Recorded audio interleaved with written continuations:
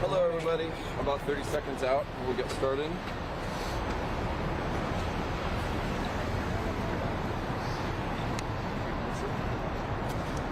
Yeah.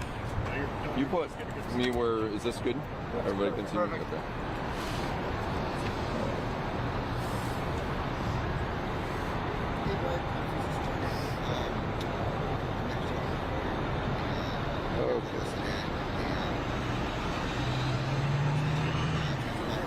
All right, we'll go ahead and get started. Good morning, everyone. My name is Sergeant Kevin Allen. I'm the Public Information Officer for the Portland Police Bureau. This investigation is an officer-involved shooting where the subject is deceased and all officers are okay. So this investigation actually began last Saturday on January 31st. At about 1:04 p.m. when Central Precinct officers responded to a report of a threat with a weapon at the Safeway at the 1400 block of Northwest Lovejoy. When the officers responded and investigated, they found that a suspect had approached the security officers at the Safeway, produced a handgun, and pulled the trigger. The handgun did not fire. A scuffle ensued, and during the scuffle, the security officers pulled a backpack off of the suspect. The suspect ran from the scene. Officers made a very lengthy investigation and a search for that suspect in the neighborhood, and were trying to find him. They were not successful that day at finding him.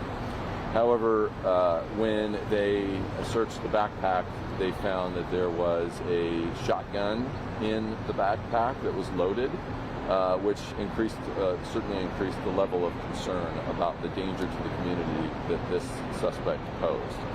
So the case was forwarded over to the Enhanced Community Safety Team. ECST is a group of detectives and officers that investigate shootings, and they utilize their investigative techniques over the course of days to determine who the suspect is and where he is at. They were able to obtain an arrest warrant for that suspect who lives in the 1600 block of Northwest 14th Avenue. And because of a very high level of danger to the community that this person posed, they brought in the Special Emergency Reaction Team and the Crisis Negotiation Team. Those are our tactical teams that go out to incidents like this and serve dangerous search warrants on armed individuals. That service of the warrant was taking place this morning, was planned this morning, just after 5 o'clock in the morning. The tactical crews knocked on the door, announced themselves. They used explosive breaching tools to try to breach the door and a wall into the apartment. They attempted communication with the suspect, basically calling him out, saying you need to come outside. This is the Portland Police. During that time, the suspect did not communicate with them, and eventually there was a need to deploy gas into the apartment in order to prompt him to come out. Because this is an apartment, there's a lot of people that live there.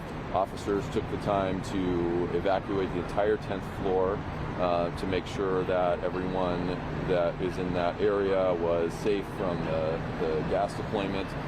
So after the evacuation, they deployed gas.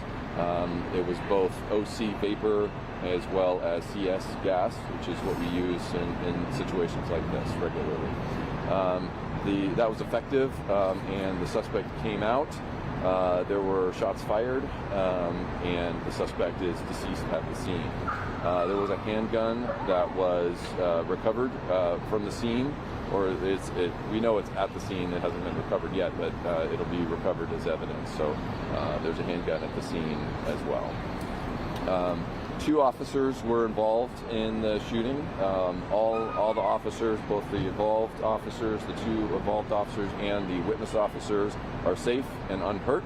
And now we are going forward with our regular officer-involved shooting investigation protocol. So detectives are here. We always bring out our homicide detectives. Obviously, the Multnomah County District Attorney is here.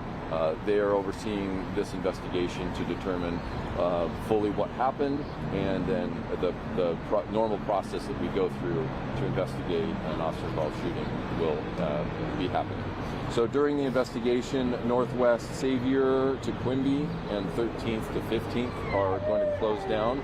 We'll be here for several hours as we go through this investigation. We know it's a very populated area. A lot of people live here, and so we're working with the community to try to allow people access to and from their homes as much as we possibly can. But of course, this being a crime scene, we have to make sure that we're preserving that crime scene. So officers will be here for a while during that investigation.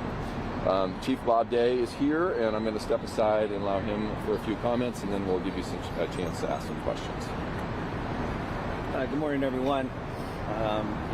Today shared with Mayor Wilson's team, we're always saddened at the loss of life, and we should never lose sight of the fact that our primary responsibility in public safety is the preservation of life and the sanctity of life.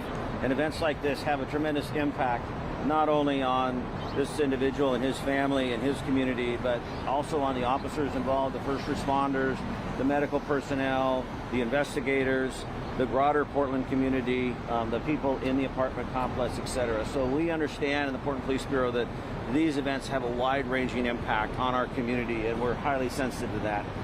I'm particularly grateful this morning that our officers are safe, their professionalism, their expertise, as Kevin mentioned, our Special Emergency Reaction Team and our Crisis Negotiation Team are always called upon in these highly critical, high-risk situations, and just appreciate their willingness to be available for that.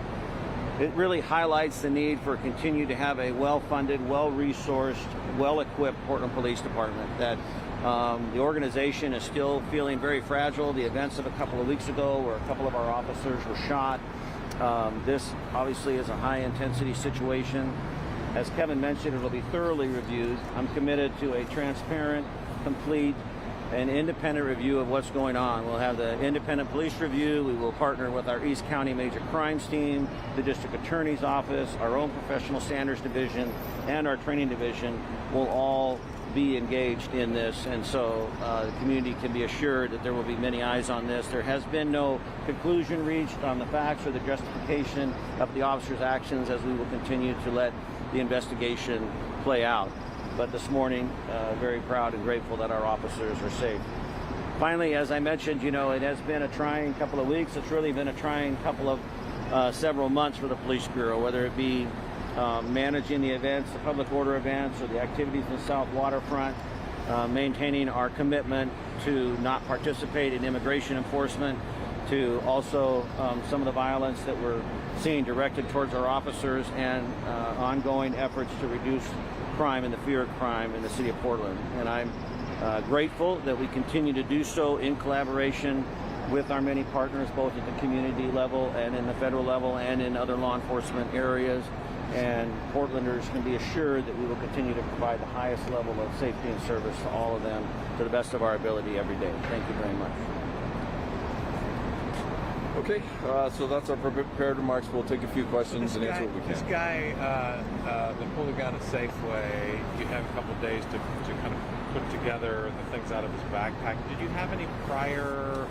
Is he a repeat customer here with Portland Police? Is he or is just this the incident at Safeway the first time he had done something with police, or does he have a criminal history of anything? I'm not sure about his criminal history. The officers did not initially know him.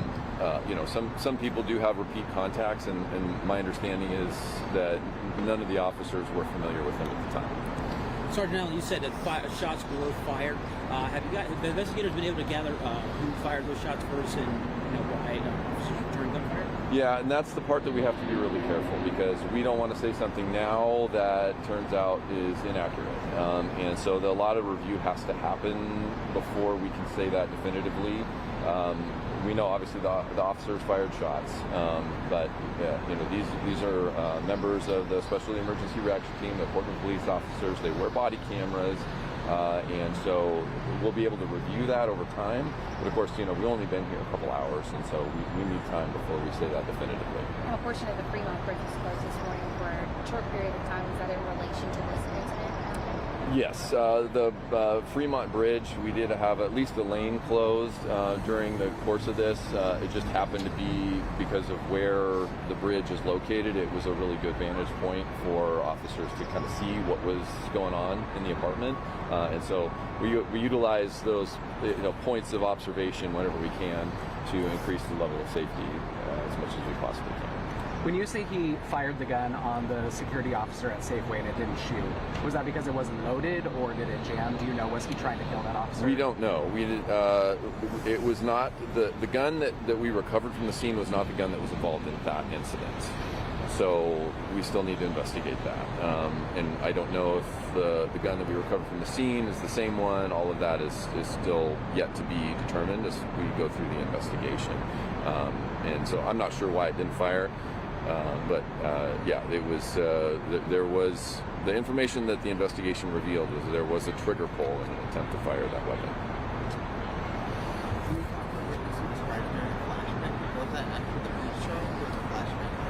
It could have been either one. Both of them make that loud boom sound. So a lot of people who live in this neighborhood, I'm not surprised that they heard that. There would have been actually multiple charges that were deployed, and like I said, because they deployed the gas, that also creates an explosive like sound. So very likely that was the police charges being deployed. And I also can confirm that we attempted to use an interior drone. That was another piece of equipment that was really helpful in this case. So when in certain situations, we're able to actually deploy a drone inside an apartment or a room to get a look at what was happening in there, and that was also utilized here. So when the chief talks about the properly resourced and equipped, we really utilize all the equipment at our disposal to try to resolve these situations as safely as possible. Okay, I will write up a press release. I haven't even started it yet, but I'll get a press release out to you guys sometime in the next couple hours. Okay? Thanks, Sergeant. Right, Thanks, folks. Thank you all. Thanks, Chief.